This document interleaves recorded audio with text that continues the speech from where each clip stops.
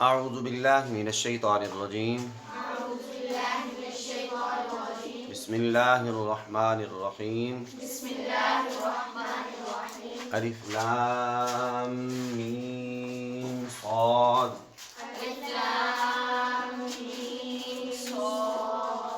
کتاب کتاب ہے انزلہ نازل کی گئی کتاب نازل کی گئی الیکا آپ کی طرف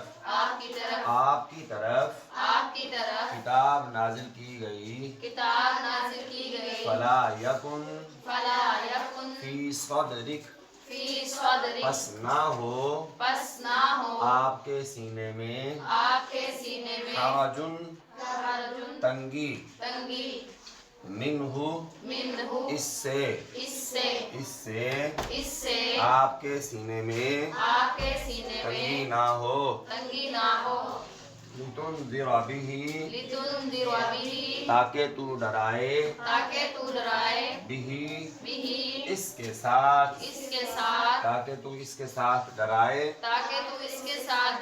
وذکری اور نصیحت ہے للمؤمنین مومنوں کے لیے یہ کتاب ہے جو آپ کی طرف نازل کی گئی پس اس سے آپ کے سینے میں تنگی نہ ہو تاکہ تو ڈرائے اس کے ساتھ اور نصیحت ہے مومنوں کے لیے اللہ رب العالمین کے فضل سے اس کے کرم سے ہم نے سورہ اعراف آج اس کا آغاز کیا ہے تو اس کی ابتدائی 2 آیتیں ہم نے تلاوت کی ہیں۔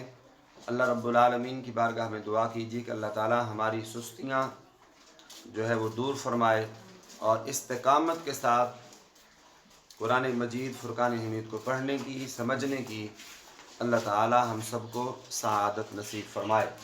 آغاز میں ابتدائی آیت جو ہے وہ ان کو ہم حروف مقطعات کہتے ہیں۔ کیا کہتے ہیں؟ حروف مقطعات۔ یہ وہ حروف ہیں جن کا معنی اللہ اور اس کے رسول اللہ جانے اور اس کا رسول جانے، ٹھیک ہے۔ اس کے بعد آگے سٹارٹ ہوا، ارشاد فرمایا کتاب، یہ کتاب ہے انزل الیک جو آپ کی طرف نازل کی گئی ہے، جو آپ کی طرف نازل کی گئی ہے۔ فلا یکن فی صدرک حرج، تو اس میں یہاں پہ یہ فرمایا گیا کہ سو آپ کے دل میں اس کی تبلیغ سے تنگی نہ ہو۔ فلا یکن فی صدرک، قرآن مجید فرقان حمید کو لوگوں تک پہنچانا، تبلیغ کرنا، لوگوں کو اس کا پیغام آگے سمجھانا، بتانا، ٹھیک ہے۔ یہ پیغام پہنچانے میں آپ کے دل میں کوئی تنگی نہ ہو، دل میں کوئی تنگی نہ ہو۔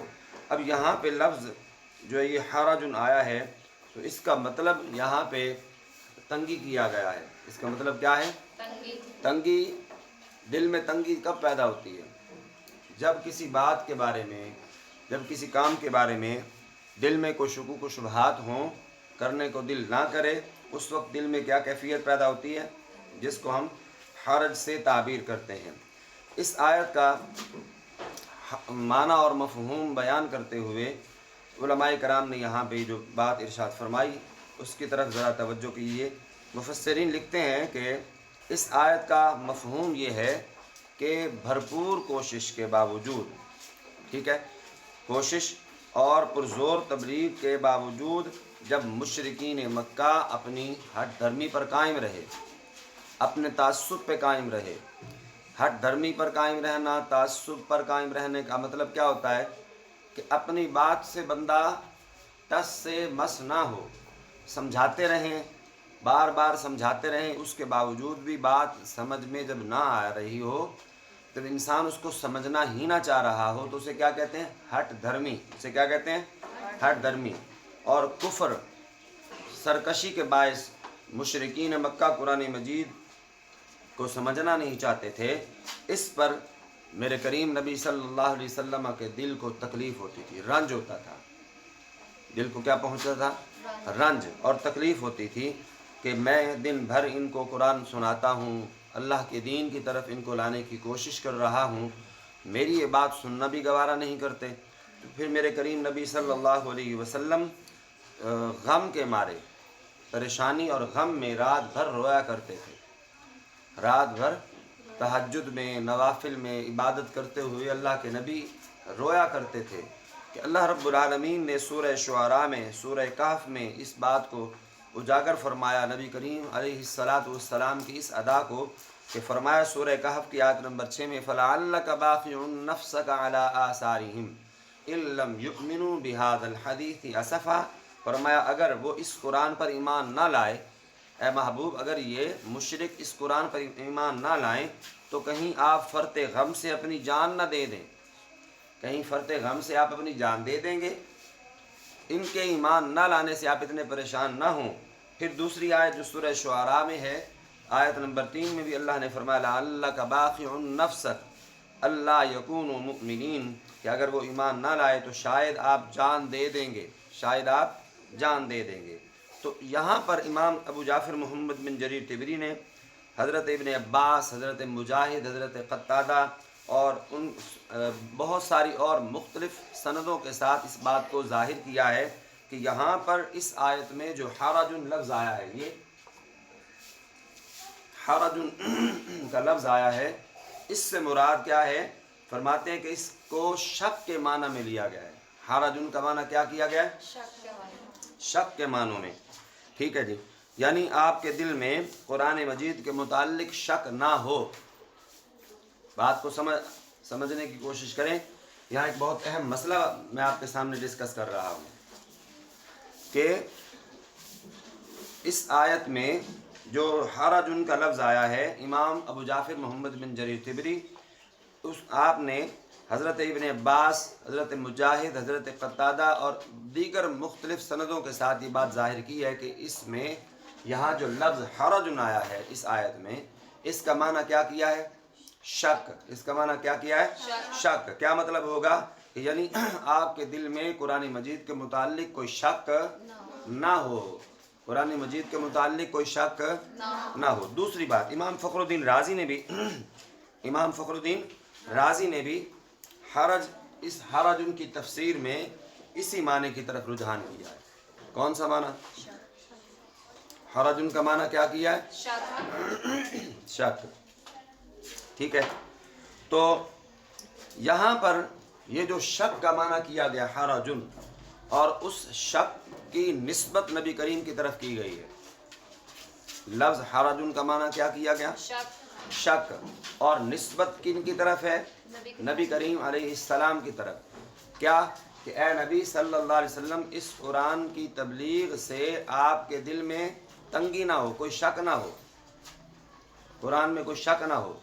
तो हमारे उलमा इस बारे में ये बात डिस्कस करते हैं कि यहाँ पर हरजुन का माना शक करना और उस शक की निस्बत नबी करीम की तरफ करना, कि अल्लाह के नबी माज़अल्लाह कुरान मजीद में शक करते थे, तो इस तरह का माना लेना ये ठीक नहीं है। क्यों?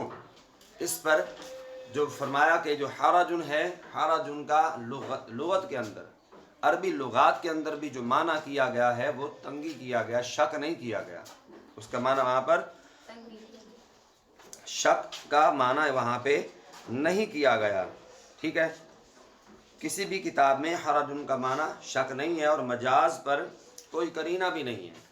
फिर करना क्या चाहिए यहाँ पे? ये माना अल्लामा अहमद सईद कादवी साहब फरमाते हैं कि यहाँ पर हम हरजुन का माना ये करेंगे, यहाँ पर हरजुन का माना अगर तंगी करें या शक करें, दोनों सूरतों में हम यहाँ पे खिताब बज़ाहिर नबी करीम अलैहिस्सलातु वस्सलाम से है, लेकिन मजाजन जो है वो सुनाया जा रहा है नबी करीम अलैहिस्सलातु वस्सलाम की उम्मत को ये तबलीग की जा रही है कि इस कुरान की आयात से आपके दिल में कोई तंगी ना हो, कोई शक पैदा ना हो, क्योंकि नबी करीम अलैहिस्सलातु वस्सलाम वो ज़ात बबरकात हैं अल्लाह की तरफ से जिनको नबी बना के मबूस किया गया है।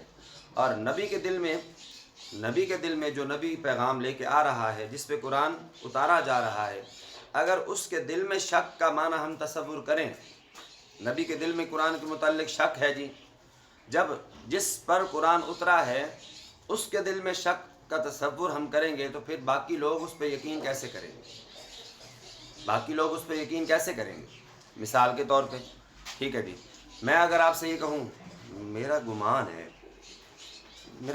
ہے کہ نا اندر سانپ ہے، میرا گمان ہے ایسا میں، اب یہ گمان ہے، شک ہے، یقین تو نہیں ہے، ٹھیک ہے، اب اس پر میں نے صرف گمان کہا ہے، ہو سکتا ہے نہ ہو سکتا ہے ہو، جب میں نے یہ کہا کہ میرا گمان ہے کہ اندر سانپ ہو سکتا ہے تو میرے اس گمان کو کچھ لوگ یقین سمجھیں گے، اپنے طور پر یقین کر لیں گے کہ اندر سانپ ہے۔ تو اگر میں جو بندہ، میں آپ کے سامنے جو کھڑا ہوں، میں کمرے سے ہو کے آیا ہوں، مجھے پتہ ہے، اس کے باوجود میں یہ بات کہوں کہ میرا یہ گمان ہے کہ اندر سانپ ہو سکتا ہے، تو جو سننے والے ہیں تو وہ تو یہی بات کرنے ایسے ہی ہو سکتا ہے، کوئی نہیں ہونا ہے، ہمیں جو ہے نا یہ بتایا جا رہا ہے اندر کوئی نہیں ہے، یا کوئی یہ بھی کہہ سکتا ہے سانپ ہونا ہے، یہ ہمیں جو ہے نا ورغلا رہا ہے، کوئی بندہ وہ یقین کی کیفیت پہ آ جائے گا۔ تو اس لیے یہ بات قرین قیاس کے عین خلاف ہے کہ اللہ کا نبی صلی اللہ علیہ وسلم ہو، اللہ کا رسول، اور اس پہ کتاب نازل ہو اور اس کتاب کے اندر وہ شک کرتا ہو یا اس پر بدگمانی کرتا ہو معاذ اللہ، یا قرآن کو سن کر اس کا دل تنگ ہوتا ہو۔ قرآن کو سن کر مومن کا دل تنگ نہیں ہوتا، چہ جائے کہ نبی صلی اللہ علیہ وسلم کے بارے میں قرآن سن کر جس کا دل تنگ ہوتا ہے وہ ہے کافر اور مشرک ہے۔ مشرک اس کو سنتے ہیں، ان کے دل میں تنگی آتی ہے، اور مومن سنتا ہے تو قرآن مجید سے اس کا سینہ روشن ہوتا ہے۔ سمجھ میں آ رہی ہے؟